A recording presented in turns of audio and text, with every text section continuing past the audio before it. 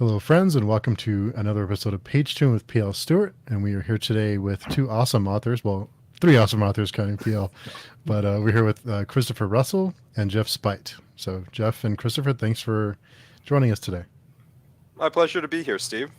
Yeah, thanks for having us. So, Christopher and Jeff, do you want to tell us a little bit about your books and kind of your work? Christopher, go ahead. Oh, I was literally going to try to turn it over to you. Perfect. So I'm Christopher Russell. I'm author of Divinity's Twilight Rebirth and its sequel, Divinity's Twilight Remnant. Oh, PL's got one right there. The sequel's coming out September 14th. And it is a steampunk epic fantasy with a lot of focus on tech, a lot of focus on military fantasy. But it's essentially the story of a group of 8 military cadets who are forced on the run after a tragic mistake by their ancestors rears its ugly head in the present. And so it's also going to be in a combined universe. There's going to be a lot of spin-offs related to that. But if you like hard magic systems, if you like a lot of snark between the main cast, if you like a lot of sword and sorcery and military aspects, that'll be right up your alley. Very Brandon Sanderson Cosmere-ish. Awesome. I'm Jeff Speight, author of Paladin Unbound, first in a trilogy of the Archives of Evelium. We follow Umar the Peacebreaker, a half-orc mercenary, as he's kind of forced to make a very tough decision about unveiling the past that he has kept very carefully hidden in order to go on and save his world and his friends. So the second book, Mystic Reborn, hopefully will be out early next year, maybe April timeframe. So we'll see. Wow. I know I'm looking forward to that one too. Jeff and I recently joined a writing group together, so everybody's hurriedly reading through everybody's back catalogs. That's awesome. Well, I think Steve's TBR is groaning again as he starts to add your books to it. So I'm lucky. I already have both of them. So and they're going to be read at some point this year. So I'm really excited to do that, especially. Your intro to your work only pumped me up even more. Oh, whoa! There we go. He pulls out the deep cut right from his second shelf there. Yeah, it's on my TBR shelf. Just it never gets any smaller. Yeah. See, the whole thing is his TBR shelf. That's what he's not giving away. Yeah. It is really. So, gentlemen, so we are. Oh, there's Laura Lullaby's one of our faves. Howdy, Lana. Hey, Laura. Yeah. Nice to see a comment. I Yeah, know that we've talked to you a bit on Instagram and maybe Twitter. Oh, fantastic. Oh, Drew's right here. Book there was just on, yeah. Hey, Dave. What's up? And all of Mr. Philip Chase. Honored. Yeah, big. Yeah. You guys are drawing a crowd. Yeah, look at this. Yeah. Hey, Crystal. Us, you, everyone. All righty, fantastic. So we are all four of us in some form indies, booktubers, writers. So you're both indie authors with, again, growing readership, some awards, some, like, what do you think of the indie scene? Like, now that you're part of it and you're immersed in it, what do you think of the indie scene? Booktubers, indie writers, indie poets. Like, what's, how are you judging the landscape now, the indie landscape now that you're kind of immersed in it? Yeah, go ahead, Jeff. No, go ahead, Christopher. Well, the best way to judge this is probably to take it from an outsider's perspective from the very beginning. I grew up just going to Barnes & Noble, picking up books off the shelf, and that was the main way that I got all my reading done. If it wasn't in Barnes & Noble, I didn't think it exists. I didn't even go to Amazon anywhere else. And so I was very much a trad author until I started looking at publishing books myself. And I ended up going with a small imprint, mainly for them being able to produce my physical copies. Ebook and everything else is effectively indie or self-published, whatever way you want to look at that. And it's just incredible the amount of networking and marketing there is in this sphere, that there's a lot of legwork. Of course, trad authors have to put in that same amount of time unless they're at the top of the list like Brandon Sanderson. But I've met so many incredible people. I didn't know BookTube was a thing. I didn't know Bookstagram was a thing. I didn't know that you could put book in front of literally anything and make it a thing in the indie community. But no, so many great and incredible people, so much support, and I'm just really happy to have this community. I don't think I'd want to publish any other way now. Yeah, and just to add to that, I would say, I can't think of a time where there's been more quality product coming out of an indie scene. I mean, this is just fantastic. The amount of content that's coming out, both from the authors and from the YouTubers and booktubers and bloggers and everything. It's fantastic, and it's also such a supportive community. It really is like rarely do you bump into anybody who isn't willing to step up and help you out or have a conversation or whatever. So it's been fantastic to become a part of the indie book community. Yeah, it's awesome, and part of this is you folks coming on here. Oh, what was that, Jeff? Oh, thank you, Jeff, for making the book on Kindle free for its anniversary. You're welcome. My pleasure. Happy Burke-iversary. Yeah, thank you. Oh, Philip Chase, yeah, very supportive community. Very Exciting time. What do you Have think, you seen Steve? some of the amazing covers in the past couple of years? Everything just seems to have amazing art these days. We have Felix Ortiz and a bunch of other people that are doing great work. Yeah. I spelled Jared. Hello, everyone. What do you think, Steve, about the whole, especially for the BookTube side, where you see it's going every day? I see these new amazing. My BookTube list just keep I just keep adding people. Like, I don't know, I'm going to watch all this stuff, but I see, it's like, gotta add this. And I can't keep up. There's so many of them. Yeah. Another great supportive community too. Yeah, absolutely. And speaking of covers, what went into covers for both of your books? How did you decide on a cover? Did you look for an artist, or what was that process like? I actually have a fairly interesting story about that. So a couple months before Paladin Unbound was set to be published, the person that was supposed to deliver the cover was unable to. And so I had to make some very quick adjustment with my publisher and everything to find a cover that would work. And so I reached out to Zach Argyle and asked him, how his experience had been with his cover artist, who I thought was doing fantastic work. He does Patrick Stampfire's books and stuff as well. And so I reached out to Omer Bracconal, and he was able to accommodate me and get a cover done really quickly under the gun.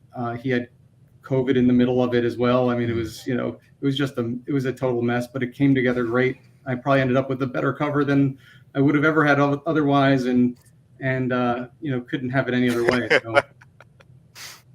I love PO.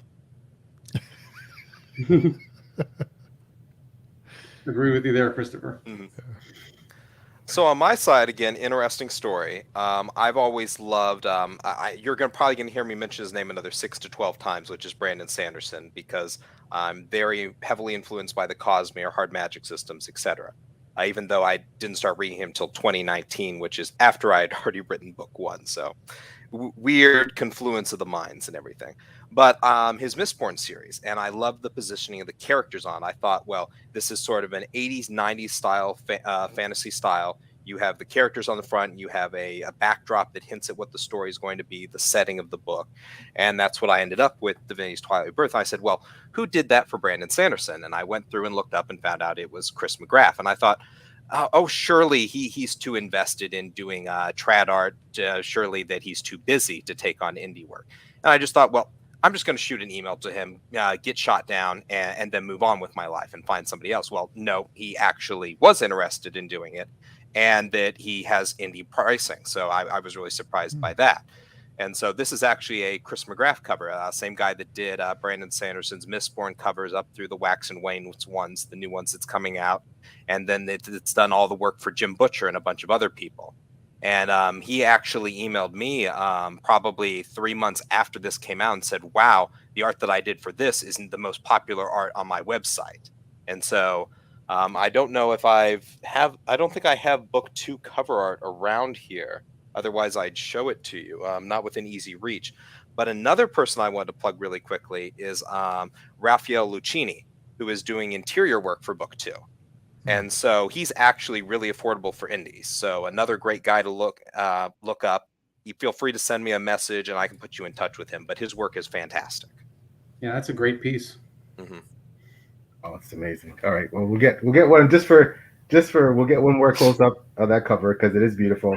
When I saw it, I was like, wow, it is gorgeous. So, and I just how does it feel? I mean, and I'm gonna go backtrack to this point later. We talked about self-pub. You do realize that Brandon Sanderson is technically self-pubbing stuff now. So I mean, and now you have Christopher, one of his cover artists, like where I'm going back to this whole indie thing, and now I want to add in the trad thing. Where is this going? This indie trad is the industry just merging and blending into one? Is one disappearing? Is one just getting more prominent? Like what? Like what's happening here? Where Christopher can go get Brandon Sanderson's cover artist, and like what? Like what's happening? Jeff, thoughts? Or yeah, it's complicated, but the gap is definitely narrowing, and I think it's because you're seeing more and more indie published product being received well in the community and getting notoriety and readership, and so that will attract better artists and better support around them, and so I think that's helping narrow the gap between the two. It's not just the big publishers that can get that kind of access anymore. Basically, what I think you're seeing in the industry, and you've probably heard this before, is that what traditional publishing thought of as the mid-list is moving into indie, because you can make more money, you can get a better following than if you have to do all your work to get on shelves in Barnes and Noble. I know that because my publisher is sort of hybrid, that there are a bunch of costs involved with getting your product in the right place in Barnes and Noble. You have to pay a co-op to be up at the front with your new hardcover. You have to pay a co-op to be on the tables as you enter a door. So there's a lot of fees that publishers don't want to shell out for people that they don't think are going to sell as well, which is why the mid-listers go straight to the back. They go straight to the fantasy sci-fi section. And so they're not going to be as visible there. And so those people go into the mid-list. They go to emerging organizations like the Broken Binding. They go to people that are going to be able to put their hardcovers and paperbacks and signed copies directly in people's hands. And then they go and put their ebooks out on, again, with Amazon and Kindle. You have the self-publishing boom. And like Jeff said, that you have a bunch of quality product. And so the stigma is starting to fall away. And therefore, you're going to see sort of this muddying middle ground where I think trad is only going to be focused on bestsellers and everything else will slip through the cracks, and we're going to pick up a lot more contemporaries. I think it's a very astute observation there. And I see that trend more and more. And for me being indie published, so in Canada, Chapters Indigo, essentially, I mean, Barnes and Nobles is here, but it's more online presence in Canada. But Chapters Indigo is the big monopoly bookstore in Canada. So, and I had to go and basically beg on my hands and knees to get, my books in limited stores in my area, wide geographical area, mind you, but still, and of course, straight to the back, right? To the, for me, it was a big deal when, they just kind of as a kindness. And because I'd sold a couple books, they actually put me in the best sci-fi to give me a little boost. Right. And that was like huge for me. Right. And, but that's my friends that are indie more and more, we're seeing that. I think both of you are on Broken Binding as well. All right. Both of you on Broken Binding as well. Yep. So am I. So I'm going to have stuff coming out with them in a few months. Oh, fantastic. That's fantastic. And yeah, they are definitely, shout out to Broken Binding. They are definitely becoming very prominent on the scene, and they're stocking, indie and trad. But then you're seeing people like Ryan Cahill outsell most of the trad authors on Broken Binding. Well, Ryan Cahill's outselling a lot of people, but you know what I mean? It's just, it really has been quite the revolution within the industry, Which it's interesting because so you have Broken Binding and then you have Amazon. I'd say that within the industry, those are your two main places that you go to for books, and that Barnes and Noble and all these other companies didn't innovate fast enough in order to fill that niche. And that Broken Binding, I know I've talked to at least one of the owners, but they saw a need before it actually became a need, and they were able to get ahead of the market. It's really fascinating if you start to get down to the nitty gritty. Yeah, I think the responsiveness of organizations like Broken Binding, as we all know, trad publishing for all its strengths is very inflexible and a bit slow, a bit sluggish to respond to certain things, to trends and stuff. So, that's Steve, where do you get most of your books these days? 95%, usually Amazon is where I get most, because I read mostly indie books, or from the author's website too. Mm-hmm. Yeah, which usually is a bit more cash in the pocket for. Yeah, so thank you for doing that, Yeah, Steve. try to do that when I can. Yeah. We appreciate it. Dave said I'm going to need to quit my job soon to have time to read them all. Yeah. And Mr. Philip Chase, social media has also made it much easier for people to do the same with, of their marketing. The internet will likely be one of the biggest game changers in the history of storytelling. Mm-hmm. Absolutely. That's a very great observation by Dr. Chase, who is one of the brilliant minds out there in the literary world. If you're, watch his channel, and he's one of those people that will dazzle you with some of his insights into he put out a review of Paladin Unbound today, actually, and I was Hey. waiting on that one. Congratulations. Yeah, it was fun. So much Did appreciated. you bring out charts and figures for that too? No, but he did do a great thumbnail of his face superimposed over Umar on the cover. So that was that's awesome. Yeah, that was great. That's awesome. I gotta go watch that after we're done. That's awesome. Also, I know Jeff is way too humble to mention, but you won a little piece of hardware the other day, didn't you? Well, going back a little, I won Indies today, Best Fantasy of 2021 for that. So that was fun. Congratulations.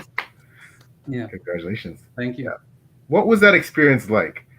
Putting in for an award, waiting to see. I don't know if there's a short list. Oh, Philip Chase is giving you some love too. Thank you, Phil. Yeah. What was that like? It was interesting. So, you put in for like a review / the award, and they gave me a very complimentary review. I was really happy with that, and then you just wait, because it takes months and months for them to cut through everything and for the schedule of the award. And so I just got an email one night, and you're the winner, and it was really exciting. I think you have to be careful though, because there are a lot of awards out there that are in it for their own benefit, not for the author's benefit or the community's benefit. And so you have to be selective on which ones you pick to enter, and how much you allocate towards trying to get into those kind of things.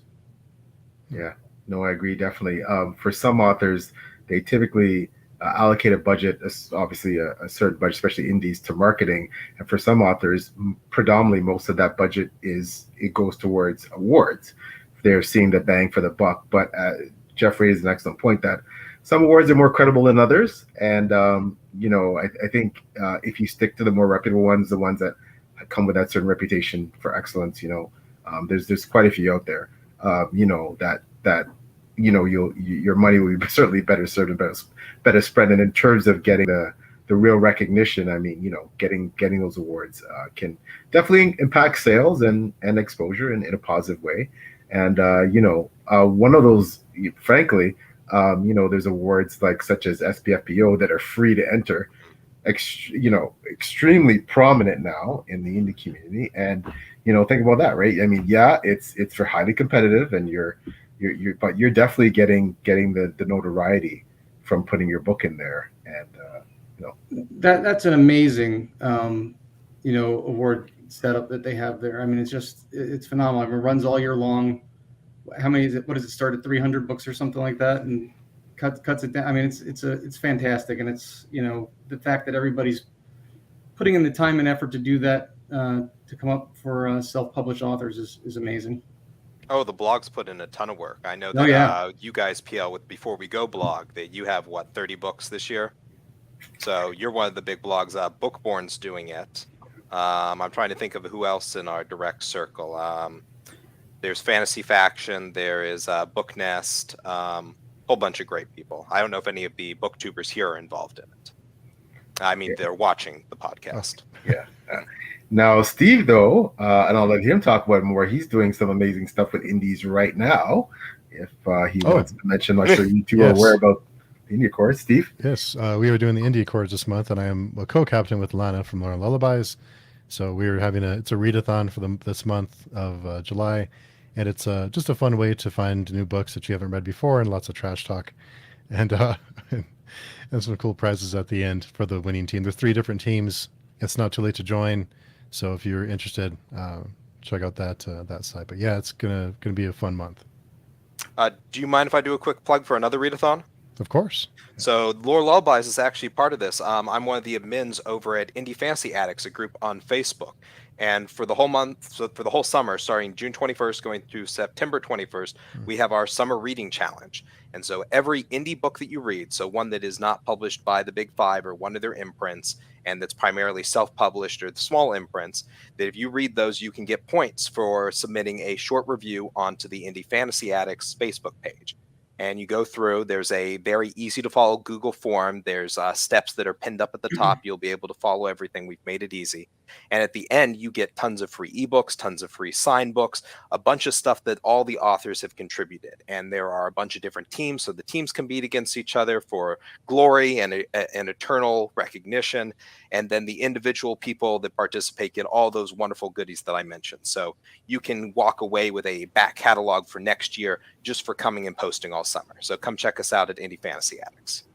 Awesome. Sounds fun. Yeah, that sounds amazing. Kudos to you, Christopher, on that. Like, yeah, this is the kind of stuff that you only find in the indie sphere, and it's think about that, right? It's just phenomenal. I'm blessed that I feel like when you used to play sports as a kid, and those. And they start picking sides, and I feel blessed. I was one of the first. I got picked by the Dark Knights on India Court, so I feel, like I finally made it. There was a draft. Yeah, somebody finally. Do you guys have fantasy stats? Yeah.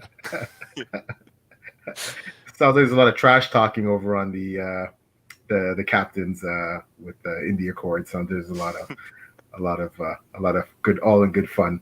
Oh yeah, definitely. Yeah. And I was wondering, speaking of awards, I wanted to ask Christopher and Jeff about if a new author asks you for advice on which awards to enter, which to stay away from. What can they look for signs that it's an award that you can steer clear of? One thing that's a red flag is the entry fee and how much they're charging for that, right? Some of them are ridiculously expensive, and you have to kind of think of it, especially as an indie author, as kind of the return on investment, right? I mean, even if you win an award that costs you X, it doesn't necessarily mean it's going to sell you that many more books that it's going to work out for you. But it'd be nice to have in your nice feather in your cap, I guess. But at the same time, some of them are just very, very expensive and probably not worth going after. I sourced which ones I would enter by other authors and their experiences and what they thought was useful, what they thought wasn't. And I found that to be the best way. I again, going back to the community, it's such a great community.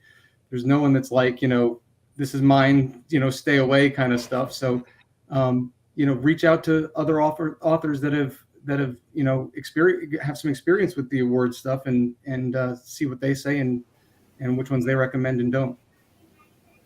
I would say if you're looking at cost effectiveness, you need to be able to look at what the return is. So Jeff mentioned that your main return is going to be on whether or not you think this award is going to get you more views, more clicks, more buys. But I would say that you're looking probably in the $50 to $100 range as max. If you're going above that, it's not going to be a solid return on investment. You have your free ones. You have SPFBO. If you're lucky enough, like I think that Ryan Cahill, to be able to get into the Stabbies or other free ones that are big. But that's going to be at your upper end. I personally, so the Ozma Award was very good for me. American Fiction Award, both of those very cost effective. Previous winners of the Ozma Award are like Robert Zangari, so that's very good for epic fantasy and gets a lot of traction. They host an award ceremony, and if you win, you also get a bit of a prize pool, so you actually make back your entry fee and more. So you might be looking at return on investment that way. SPFBO, of course, is probably going to be your best one. If you are a finalist for that, you're probably very well set. If you win it, you're probably going to be looked at by trad companies. So there's a lot of different notoriety. And like Jeff said, the main thing that you're looking at with an award is a feather in your cap. Once you have it, not to say that you need to win an award, but once you've maybe won one or perhaps two, you may not need any more. You will be able to jumpstart your marketing off of just that. Yeah, no, I absolutely agree. And congratulations, Christopher, for how well you've done as well with awards, etc. And I will mention PL. There's a lot of luck involved, and you even see that with SPFBO. So have a great cover, have a quality product, but remember that at the end of the day, there are various factors for why one book wins and another book loses. Yeah, and I would piggyback on the whole award discussion that I would add reviews in there, and I'd also add the comment that the acclaim of even the review or the review site isn't always commensurate with what you reward, because for example, you have highly reputable review sites like Kirkus Reviews and Clarion for indies, who are extremely credible and extremely well respected, but extremely costly, right? Yes. Very, very costly, but now you're talking about when you're doing Kirkus. I mean, I paid for Kirkus. You're talking the $400 dollar-ish range for a review. Mm-hmm. This isn't for an award submission. This is just for a review. Clarion was even more. I believe it was $5 at the time. And I said for me, it's being a one-time thing. I was a new author. I set that money aside. I looked as an investment that, okay, this is a one-time shot. Hopefully I get positive reviews, which I largely did, especially for Clarion. And, but after that, that was it. So again, those sites are extremely reputable. Kirkus, and I'm not disparaging them at all. With all the prestige also comes the fact that, you as an indie author, they have an indie section, so it's very segmented. So they don't equate indie authors the same as they do traditionally published authors. So whereas someone like Clarion, they market themselves as an indie review site. They champion the indies. So, so those are all things you also have to consider. But beyond that, I'd say as a general rule of thumb, don't pay for reviews unless they are someone of that level. You have some other fairly reputable places, the readers' favorites, the readers' views, and things like that. But when it gets into the individual bloggers, most 99% of reputable bloggers will never charge you for a review. Yes. Right. So please don't.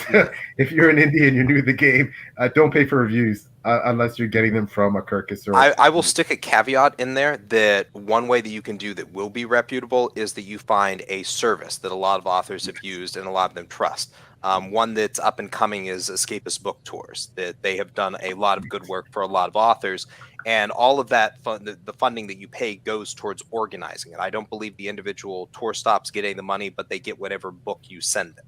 So a lot of work goes into it with making graphics, with making interviews and blog posts and stuff like that. And so that's what you're paying for. But the individual people are only in it for the book. They want to have something to read, something to enjoy, something to get invested in. So I don't know if either PL, you or Steve participate with Escapist. Do you? Yeah, I have. Okay, so you agree with that, right? I completely agree. I totally big plug for Escapist and Yes. and Justin Grossen, and so they're fantastic. I want to let Jeff pipe in, but I've already toured Drowned Kingdom with the Escapist tours. Phenomenal results. I'm touring the Last Atalanteans in the fall with them. I expect the same. They have the one thing about Escapist is that primarily, I'm not sure if any of you familiar with the former Storytellers on tour. They were the big indie fantasy tour site. They shut down potentially permanently. However, Escapist has certainly stepped into that void and filled that gap for us. So and highly recommended. So Philip is right. I was remiss. Sorry, Christopher is right. I was remiss in saying that about a blogging site like Escapist that offers tours. Tours are an amazing way to get reviews, right? Because they do the work of finding you the bloggers, finding you the roadies, and so they come to you instead of you having to cold cold call, say, hey, will you Yes. review my book? So that's that's a wonderful story. I want to let Jeff get his. I was just going to say, especially for a debut indie author who might not have a large presence on the scene yet or anything like that. You spend a lot of time building up relationships with bloggers and everything. But if you're coming right out with your first book, you haven't had that opportunity yet. And so the blog tours are fantastic. It was really helpful. I was with storytellers and for Paladin Unbound, and it was fantastic. It was a wonderful service. I was sorry to see them shut it down, but Absolutely. Good people have, as you said, filled the void. So, Excellent. Steve, what's your do any of these things change, Steve, your buying choices in terms of how you select books? If you see, for example, you're on Twitter, you're pretty active, you see a blog tour coming up for someone's book, and you see some reviewers and some booktubers perhaps that putting positive reviews on the book, and does any of this stuff influence you as a reader potentially, or how do you feel about, or do some of your friends that read, do they look to this stuff as being something that could potentially influence their purchasing choices? I think I'm sure some of them do. I think there's so many books for us to read that we have to be really choosy about the next book or the kind of what our schedule is and what we're reading, because some of it, some booktubers are scheduled for the next year. I mean, they plan way ahead. So I'm sure it does impact some of them. Mostly what I get into is things that are recommended to me or authors I interact with. I end up put at the top of my list. So it doesn't affect me too much, but it's mostly word of mouth that I go on now. Yeah, that is, and that also brings you. Thank you, Steve. That's the next point. That brings me to my point about, for Christopher and Jeff, about social media and that balance that we all must dance, especially as authors, between using things like social media to market and bring awareness to our writing versus actually writing the damn book, right? I know for me, I wear a lot of hats. I consider myself now a blogger. I don't, if whatever that means. I'm fortunate. Steve and I are both blessed to work for the incredible Beth Tabler under Before We Go Blog, their banner. I do reviews. I post my Goodreads. I try and do that to help promote authors, and I'm an avid reader, so it's only appropriate that I post reviews that how valuable they are. So I love that aspect of giving back. I feel like I'm giving back for all the wonderful things that the community's given me. I try to do author interviews on my website, 6 Elemental interviews that, of course, this has been one of my biggest highlights, the honor of doing co-hosting Page Chewing with Steve on his channel, which also helps promote great authors like yourselves, great creatives, bloggers, YouTubers we interview, but of course I still have books to write and a regular job like you both do and all this stuff. How do you balance, the writing with the other stuff that enriches your whole experience as an author, brings you all these great context connections that can, help you and help get your cover artist, help get you an editor, give you advice, commiserate with when you're down, boost you up, and give you a pat on the back. How do you balance all of that stuff with writing the damn book?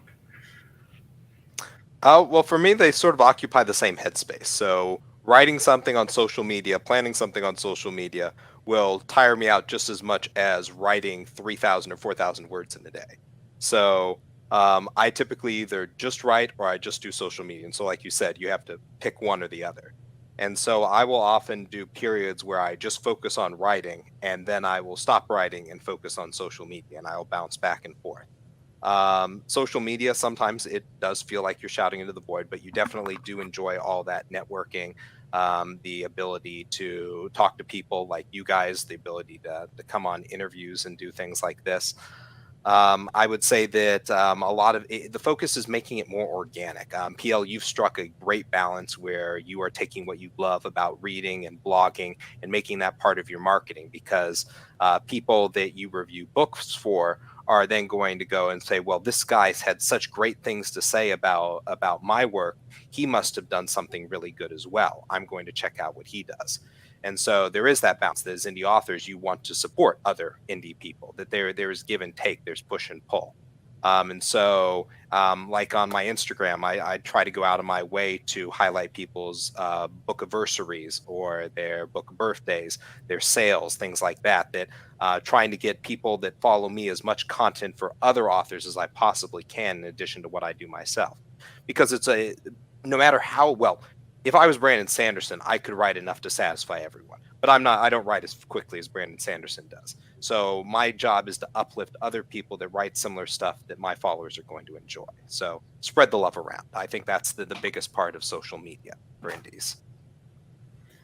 Yeah, I agree with you there, but you have to be careful because it can be a black hole. I mean, you can get in there and like you said, productivity wise, I mean, I don't have that much time to just sit down and write. I have a lot of other obligations and everything. And so I find that I have to just turn it all off and push it aside. If I'm sitting here with two screens in front of me and one of them has Twitter up and one of them has my manuscript up, guess which one I'm going to end up spending more time on? I'm going to be staring at Twitter and chatting with people and looking at what meme someone put out or whatever, So I have to completely turn it off, or else I just can't get into a flow writing wise. So yeah, I think segmenting it is very important, and you almost have to kind of run it like a business where you have time for marketing, time for writing, and you have to keep those kind of segmented and balanced in an appropriate level. So Yeah, and that takes discipline and that takes a regimen. And fortunately, I think for most of us as booktubers, as writers, we can do that pretty well.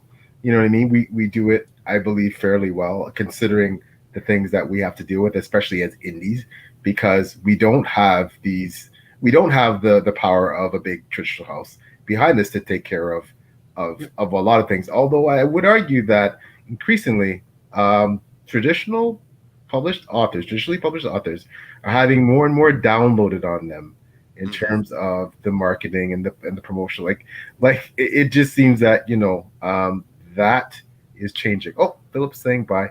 Yep. See you, Philip. All right, Yeah, Philip, Philip. thanks for coming. Thanks for joining. Yeah, I feel that that gap is narrowing in terms of what indies have to put in and contribute versus trad authors. So perhaps you obviously have an opinion, folks, but yeah, I'd love to hear that. Lana says you're really good at doing that, Christopher, and also having such a blast in IFA. Oh, thank you. So glad you're enjoying the group. And we did have a question from Brandy, who's just a few rooms over. Christopher and Jeff, when you talk about support of other indie authors, what are some of your favorite indie reads this year from other authors? I can take that one first. Sure, go ahead. So I'll go ahead and do three. So first one is going to be Where Shadows Lie by Allegra Pescatore. She and I are working on some co-author stuff together. So she's somebody that I have a close relationship with, but her first book is an epic fantasy that takes a lot of your standard tropes of a court intrigue story and flips them on their heads. For example, in the prologue, and this is in spoilers because she talks about it on the back of the book, you lose the chosen one that was supposed to solve everything. Chosen one's gone. And then everybody else has to pick up pieces from there. A lot of diversity, a lot of great characters, even a disabled protagonist. Allegra has problems with Ehlers-Danlos syndrome, and so she brings a lot of that into her characters. So if you're looking for a great diversity read that is going to be from the perspective of somebody that has experienced these things themselves, Where Shadows Lie is going to be great for you. The second one is going to be Of Darkness and Light by Ryan Cahill. A lot of people talk about that.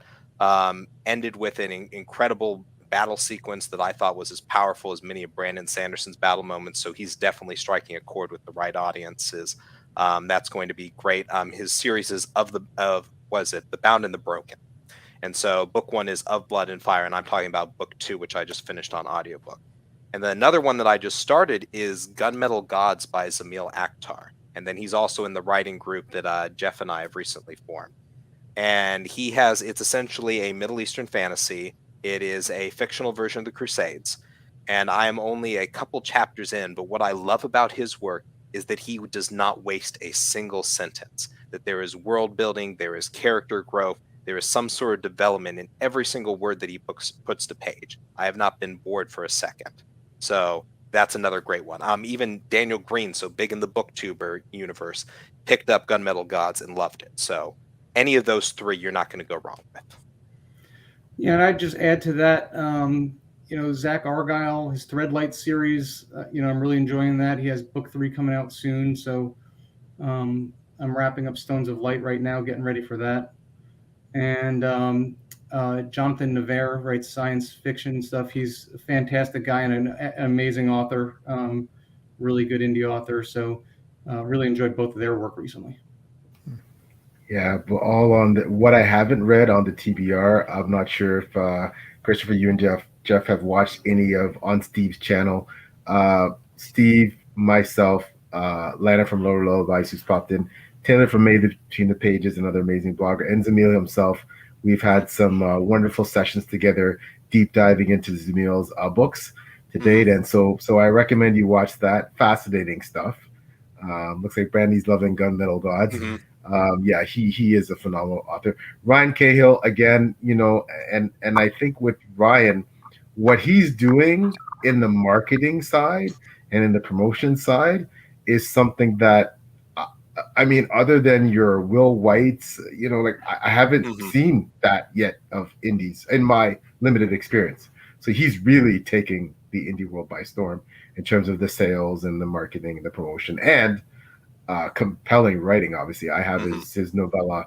I'll be reading that in August. Which one, the fall or the fall? exile? I believe yeah, the fall. one. Yeah, the fall.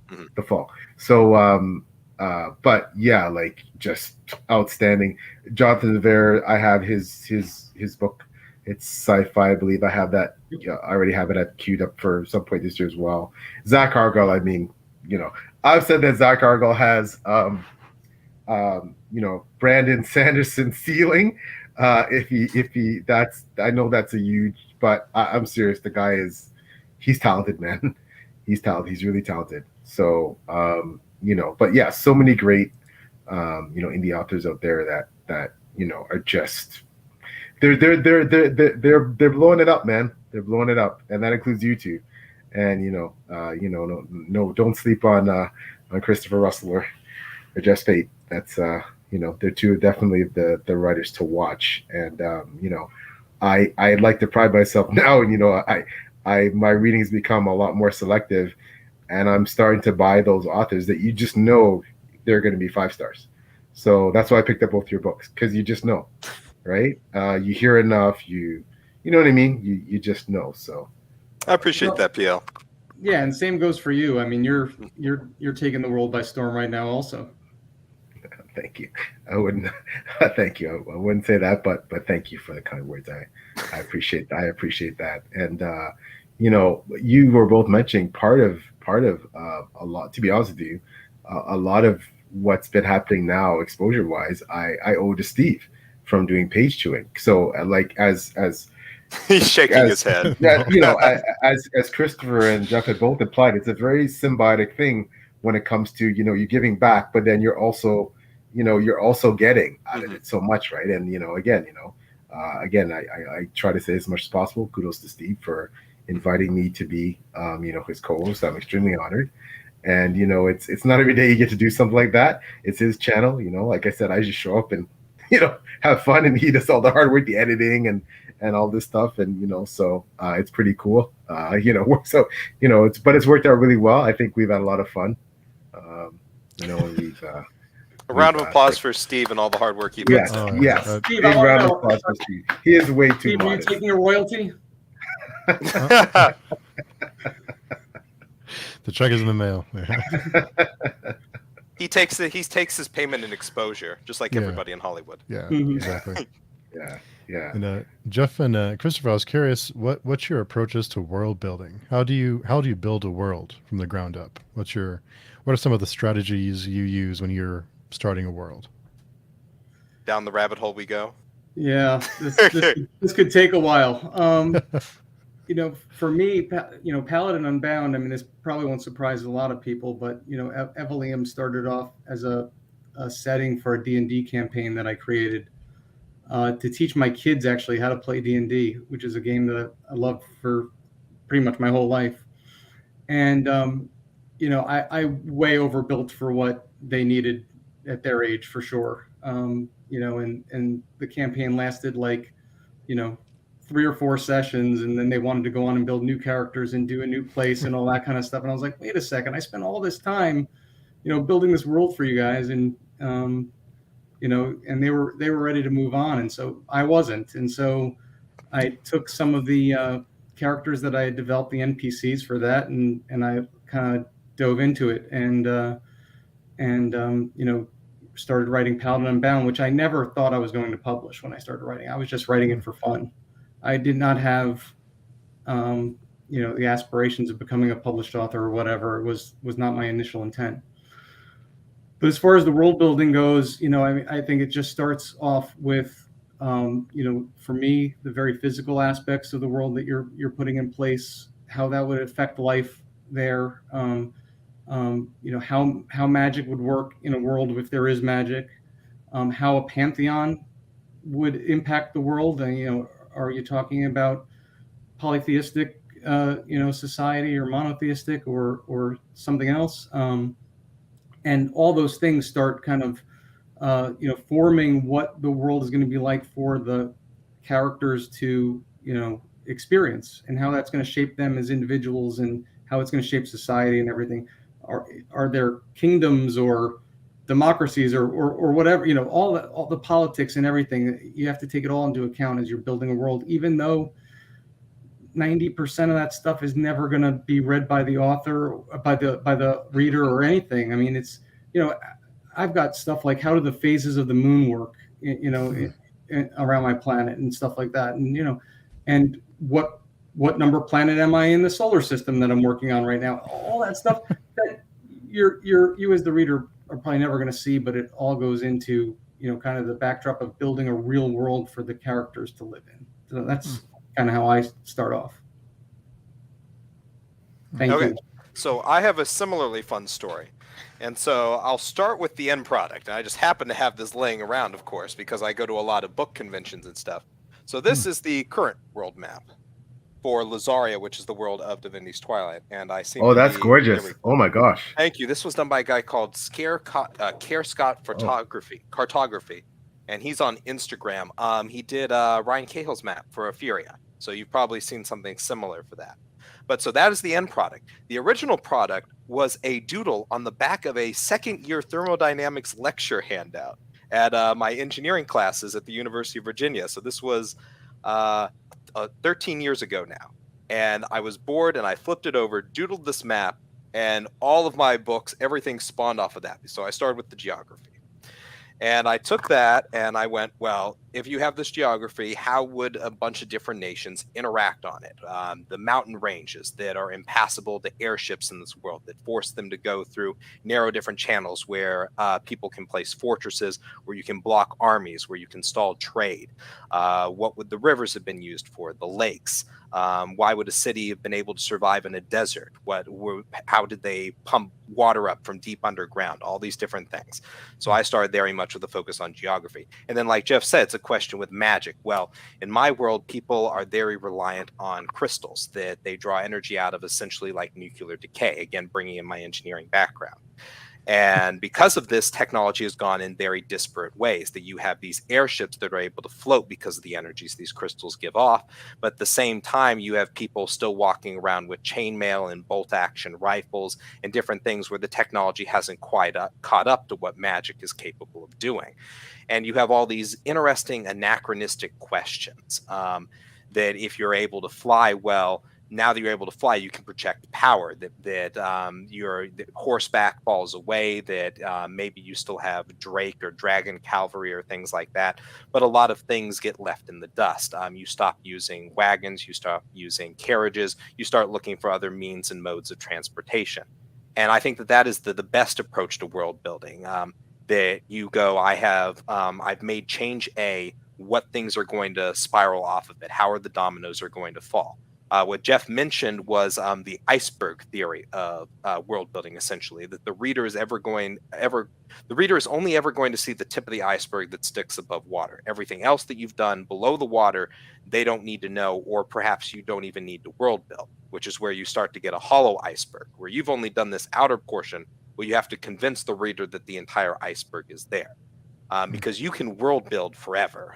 I'm sure that all of you know this, that you can spend, Tolkien spent decades on creating Elvish and all these different things before he ever wrote a word of The Hobbit or The Lord of the Rings, etc. But in today, authors are expected to have a book out. In traditional, you're expected to have a book out every year to 2 years. In indie, they want you to have a book out every 3 to 6 months, which I think that all of us are probably 6 months to a year on our release schedules for big epic fantasies. So you have to take a more direct approach. I call it world build as you go. That if you need something, you world build it. And originally, I was very much more of a pantser. Now I'm more of a plotter, and I do more of it up front. But there are different approaches to get to the same place. Yeah, that's fascinating. Sorry, Steve. Oh, no, it's okay. Chris says both of these approaches are fascinating. You can see the genesis as well as the impact on how the story is told. Mm-hmm. Yeah, and I would definitely, and those are both very insightful comments from Christopher and Jeff, and very accurate.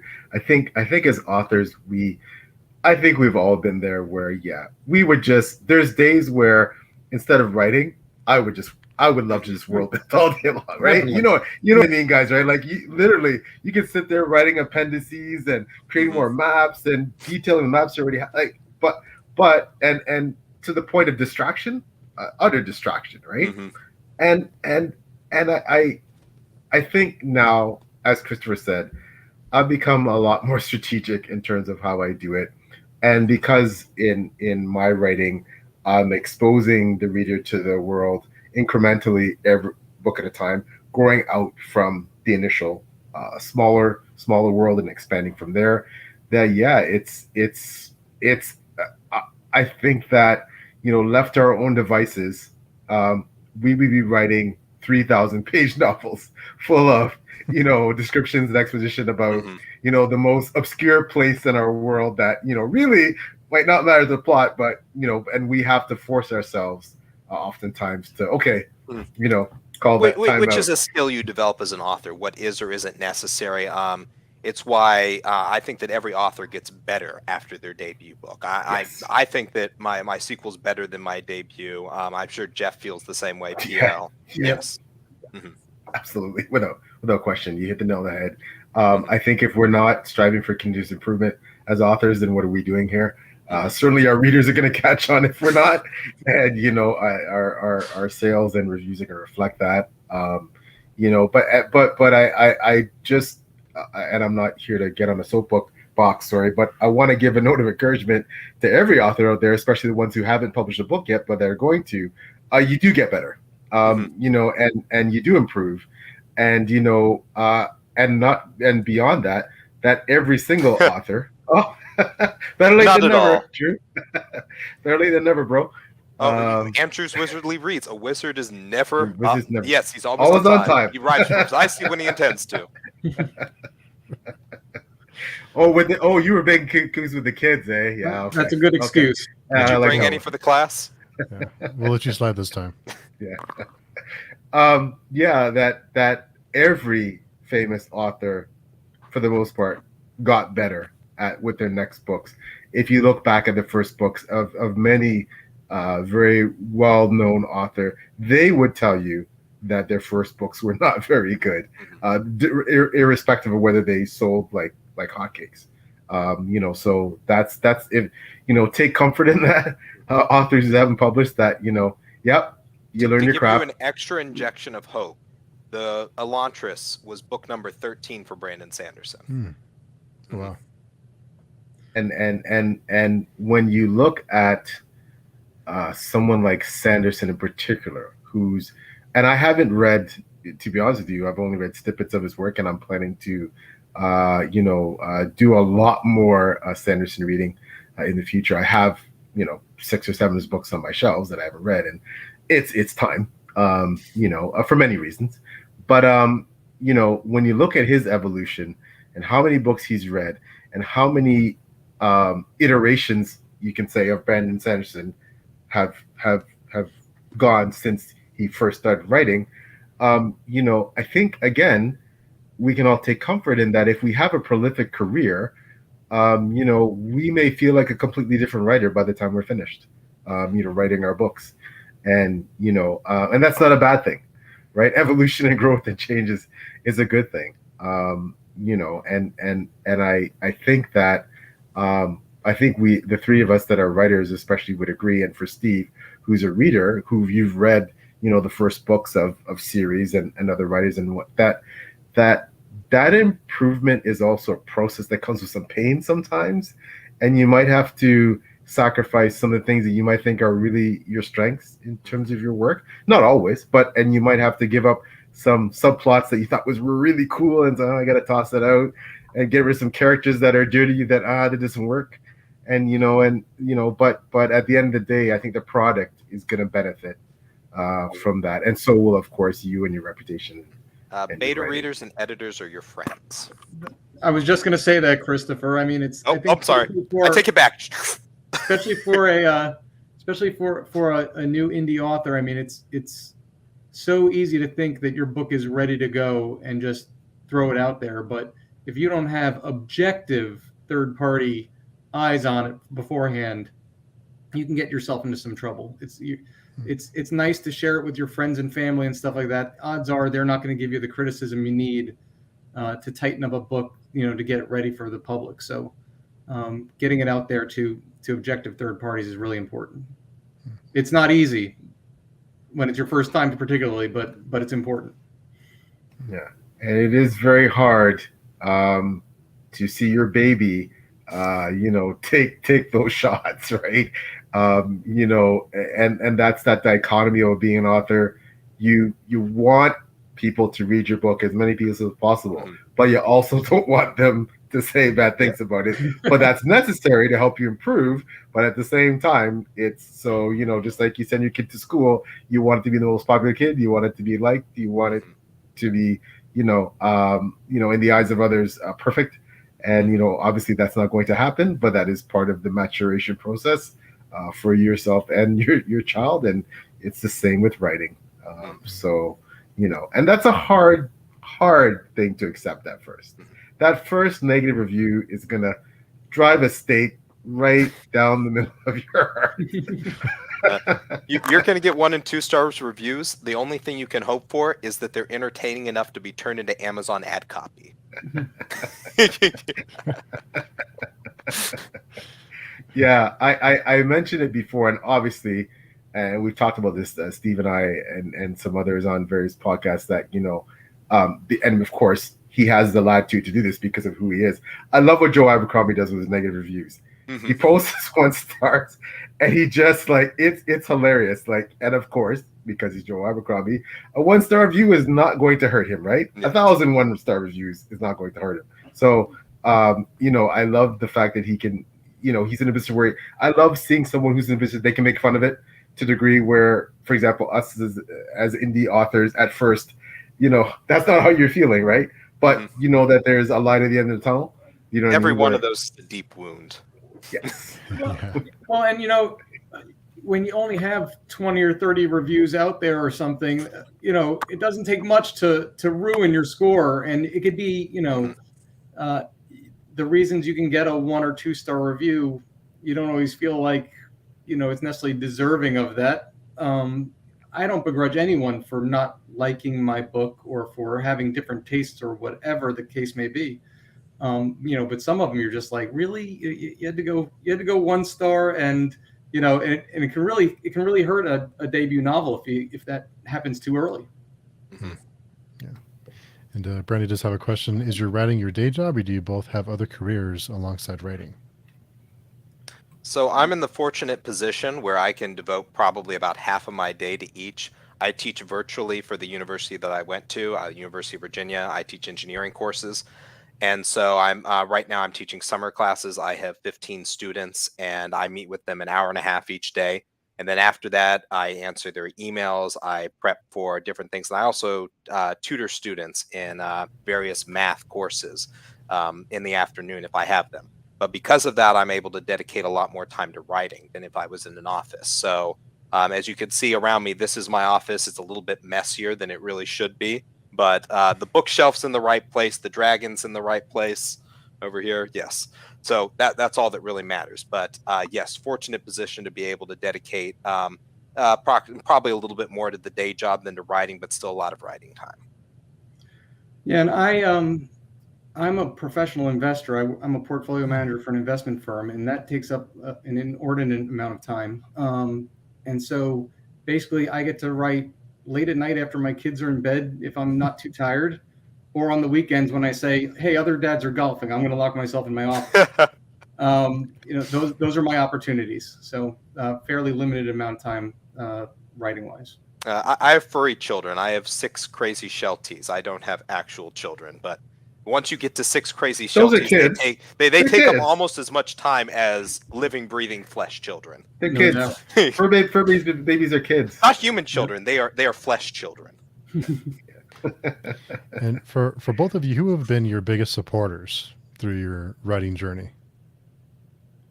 Well, that's a good question. I mean, my immediate family, my wife, who's kind of put up with this crazy thing that I started doing that is taking up way more time than she ever expected it would. She's the first person to read everything I write. She does give objective advice and input, so sometimes I have to watch out for that. But she's been fantastic, and then both my sisters and all that have been really big supporters of my work as well. And my mother's read it. She never read a fantasy novel in her life, and she read Paladin Unbound, and didn't even give me a hard time for the violent scenes or anything like that. So it's all good. I've been very fortunate to have a lot of support from my family. Same way over here. My family. My father originally read Aragon. He did a little bit more fantasy, a little bit of George R. R. Martin back in the day, but doesn't read too much. Was able to get him into it. He retires a colonel in the U.S. Army, so he has a lot of expertise on logistics, on military tactics and strategy, and so he was able to vet the novel for that. My mother is probably responsible for getting me into writing in the first place. She was an English teacher, recently retired 2 or 3 years ago. And so she's able to do almost an editorial style pass because of all her experience. But again, never read a fantasy novel like Jeff's mom.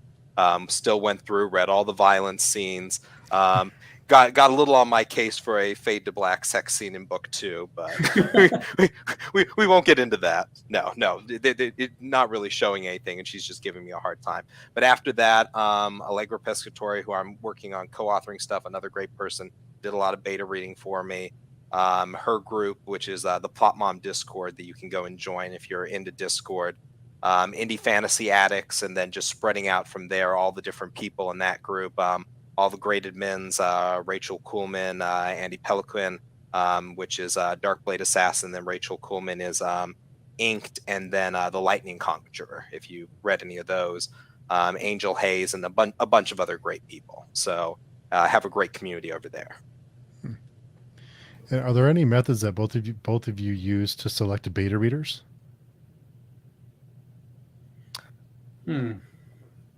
Christopher, you have thoughts on that? I got to think a little bit on that. I was going to say that you're trying to find people that read in your same genre, but that are, I would say, your goal is to find people that are 1 to 2 steps removed from you, that you can use the same people again.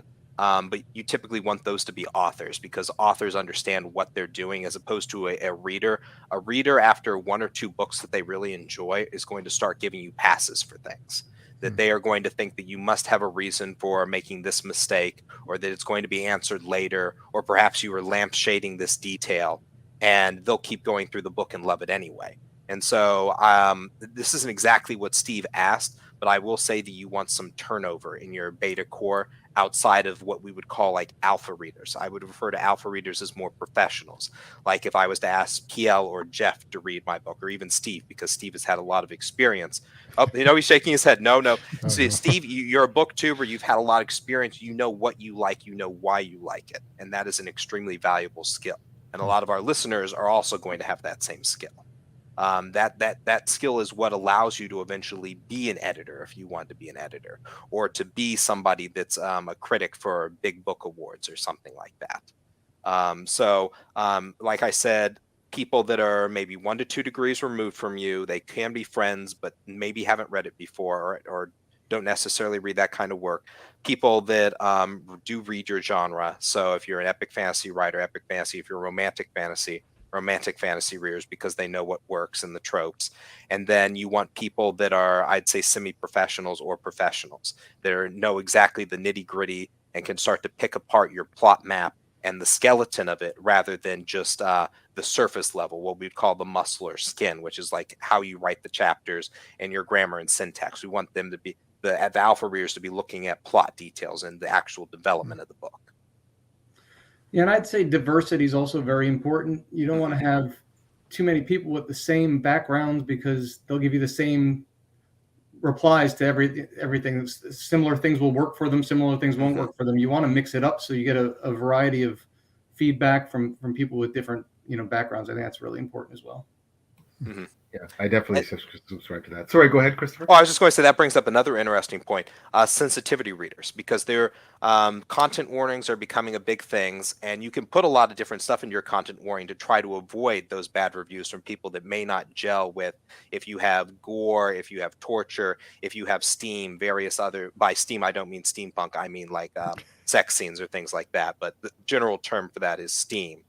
But so content warnings can help you there, but you can also have sensitivity readers that are going to go in and check on, well, how are you dealing with disabilities or ethnic groups or things like that? That you want that diversity that Jeff mentioned, to make sure that you as an author aren't tripping yourself up on something that you could have very easily fixed. Yeah, I would strongly recommend, sensitivity readers, especially in the environment of 2022, and particularly if your books have any themes that could be considered disturbing and or potentially controversial, because, and as an indie author, it's really important to remember that your reputation is very finite. You really, really, really have to be careful, especially starting out.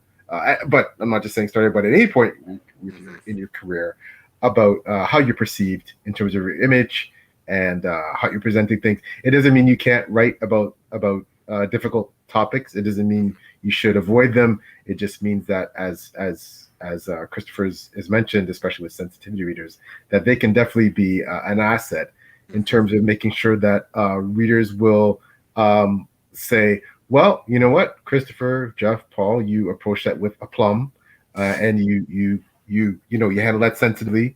You made an effort to be fair and objective and balanced, and present all sides and present a certain perspective from the eyes of the group that or persons that you're talking about, right? Mm-hmm. So that is becoming more and more of a key to writing, especially in this century. So and just had a comment, nice Alduin statue for the collector's edition of Skyrim behind Jeff. Yep, I see it up there. Good eyes.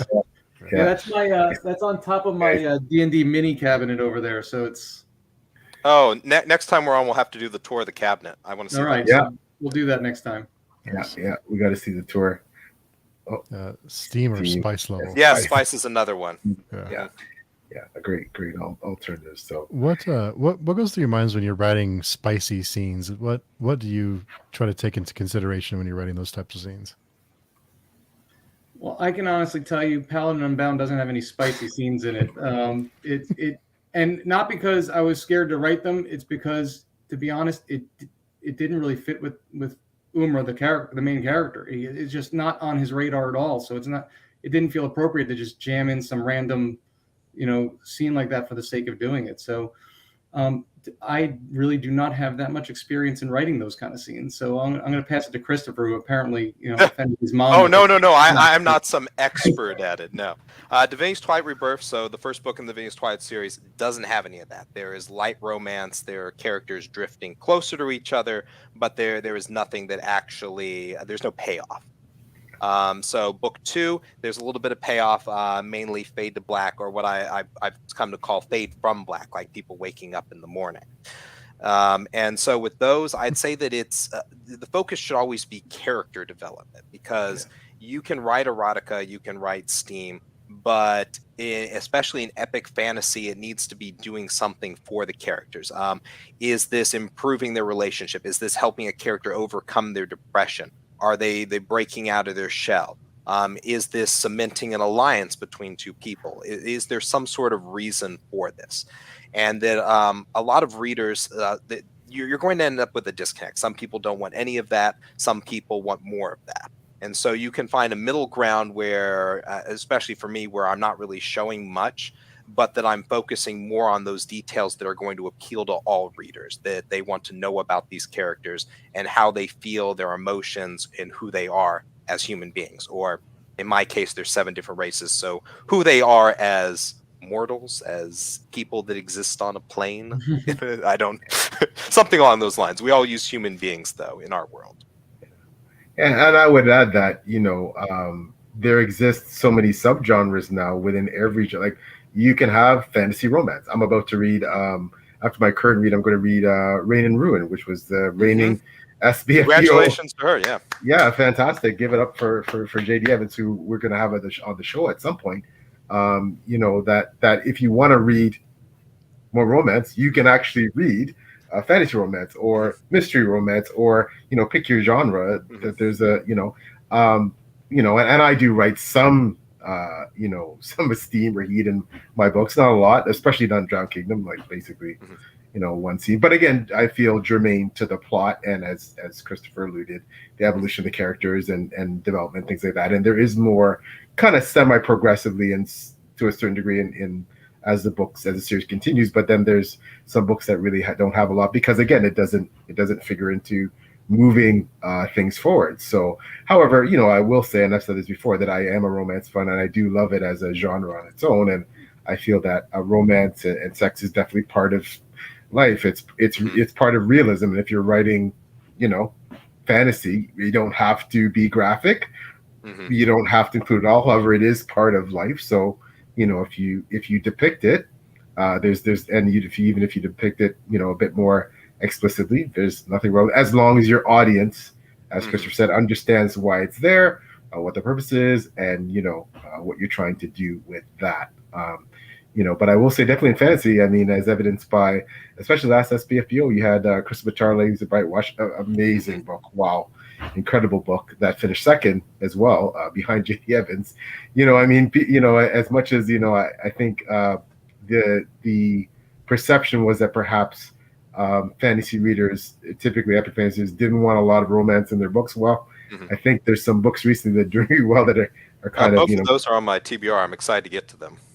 Yeah, and we should do a buddy read for Reign and Ruin. Oh yeah, Reign and Ruin is it's coming up. I'm currently reading. Wow, it's good, but is it dark? I'm reading the darkness that comes before. I blame Steve. Sorry, he's over there. I blame Steve. It's Steve and people like Books with Zara that have got me into this dark kick. Where is it? Yeah, my version is the paperback. Ooh. It's incredible. Dark as all get out, but yeah, incredible. But so I've been on this dark kick recently. Malazan, the first book. So I felt it was a good time to kind of palate cleanse a little bit with some fantasy romance for my next read. So I'm going to read probably. I might finish this book by the end of the week and start JD's book on the weekend. So if you're DM me, Chris, if you're thinking of picking it up in the next little while. Absolutely. Yeah. So, but I we want to respect your time because you're busy. We're so grateful that you you came on the show to have two wonderful authors and human beings. I haven't had the opportunity to get to know both of you as much as I'd like to. However, I have had the honor of being, like I said, in writing sprints with you guys. I think Christopher or Jeff had mentioned that, and just getting to know you guys are awesome. You guys are great people. So besides being we great love writers, hanging out with you. yeah, you guys are awesome. And literally anytime, anytime, and whether it's writing sprints or doing something like this, always happy to connect. Mm-hmm. I did have one more question for both of you, and I've already asked PL this question, but I'd like to try and ask this of all the guests: is what was your first job? My first job was blowing up balloons for parties for my mom's friend, and she had this little tiny office, and she took orders, and I'd come in like on a Saturday morning, and they'd just be like taped to the wall, and I would sit in this little tiny closet just with the helium tank and the balloons just for hours on end, and that was my very first job, and I still have fond memories of all those fun times there. So I have to follow that. That's Yep, an incredible first job. That's a great. Okay, so the first thing I got paid for was actually teaching Taekwondo. That I haven't taught in a couple years, but I'm a third-degree black belt in Taekwondo, and so I used to teach that through high school and college. Mm-hmm. So anywhere from this was ATA, the American Taekwondo Association, and so we had tiny tigers that were 3 to 5, and then all the way up through adults, and so tiny tigers doing very basic stuff, and you're mostly just corralling them, trying to make sure they don't hurt themselves and other people. And then up to adults, which are a little more fun to work with. You can do a lot of cool stuff with them on sparring and forms and things like that, and self-defense. Well, those are 2 great jobs. And Jeff, how many times did you inhale the helium and talk? When you're a very early teenager sitting by yourself all that time, you can't help but do it a few times a day. Can you do a high-pitched impression for us? Or do you need the so. helium? You need the helium. I don't think so.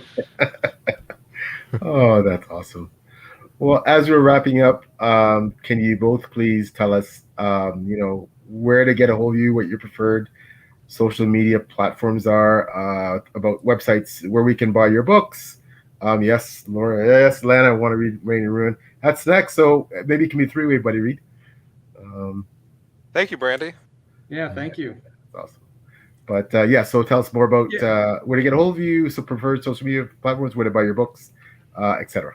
Yeah, so I'm on Twitter like all the time, and usually accessible there at Jeff Speight. A little bit on Instagram at Jeff SP8. My book is available, on Amazon. It's actually still free for a few more hours. The ebook on Amazon because I put it up to celebrate the 1-year anniversary, Paladin Unbound. So it's still there for the time being. You can buy signed copies on my website, jeffreyspeight.com, and pretty much available everywhere else. So. Nice. Okay. And again, Christopher Russell. This is the first book in my Divinity's Twilight series, Divinity's Twilight Rebirth. I like to call it a cross between Lord of the Rings and Star Wars. So if steampunk fantasy and a bunch of action and adventure is your thing, be sure to check it out. You can find me at all the same social media platforms that Jeff mentioned. My Twitter, Instagram, and Facebook are very similar. It's going to be Christopher _Russell _author. You'll be able to find all the links on my website, which is simply ChristopherRussellAuthor.com. And if you want signed copies, it's going to be a lot cheaper to go through me on my website rather than going through Amazon or Barnes & Noble or another platform. And like Jeff, I have a summer event going on. The first book in the Divinity's Twilight series is 99 cents in advance of book 2, which is coming out September 14th, which happens to be my birthday. So it's going to be an awesome day. Oh, Nice. Awesome. Fantastic. Nice. Congratulations. That's Thank you. Exciting stuff. So I'm going to be reading a lot of Christopher Russell and Jeff Speight in the future. Yes. So awesome. I've got to get those first books and we'll all swap books because I have to read Drowned Kingdom too. Oh, I'll be honest. Absolutely. Thank you. Mr. Steve, where do you prowl and hang out? I'm on Twitter at Steve Talks Books. I'm also on Vero at that one MFer. And I can also be found on pagechewing.com with, we have discussions and we have a calendar there, and all the upcoming episodes can be found there. It's my I don't plan anything personal without checking that calendar. Everything's there, so I don't know what I do without it. So if you want to get it, that's the best place to get in touch with me. Yeah, check out. I'm sorry, but big boost for Steve. Check out Steve's channel. Besides page chewing, he has other author interviews. He does some amazing deep dives into some fascinating books with lots of incredible, very high profile guests. He does recaps for what he's been reading and doing on the channel. You name it, this guy does it. So great person to watch and for fantastic content, and obviously a hell of a nice guy. So I'm PL Stuart, so you can find me here with Steve doing page chewing on his channel. You can also find me on Before We Go blog. It's both Steve and I are members of Before We Go blog, www.beforewegoblog.com. Once again, shout out to Beth Tabler, our boss. She's incredible. That's where you can find my reviews and articles that I post on my website, www.plstuart.com. That's where you can find out about the Drowned King saga, books coming out, things like that. I also do 6 elemental interviews where I interview creatives, ask them 6 questions, try to keep it fun and interesting. Christopher and Jeff obviously are on the list, so have to get them on there as well. And Twitter is where I hang out. I definitely that's definitely my preferred social media platform. Yeah, I have Instagram and Facebook, but I'll be trolling on Twitter most of the time. So yeah, find me on Twitter. Nice. Cool, everyone. Well, thanks to all of you for taking time out of your day to hang out with us and just kind of shoot the breeze. We really appreciate it. Thank you. It was a blast. Yeah, thank you. You guys are putting out great content. You jammed a lot into the last month or so. So appreciate you making room for us. Yeah, this is juicy July where it's bursting with talent. So it's only fitting we have you guys on. And it's thanks to Steve again. First and greatest, right? Or second? There you Nope. go. Okay. There you go. Yeah. Well, cool. And thanks everyone who came to hang out in the chat. It's always great when we have interaction and some fun questions and comments. It's always appreciated. So we will see everybody next time.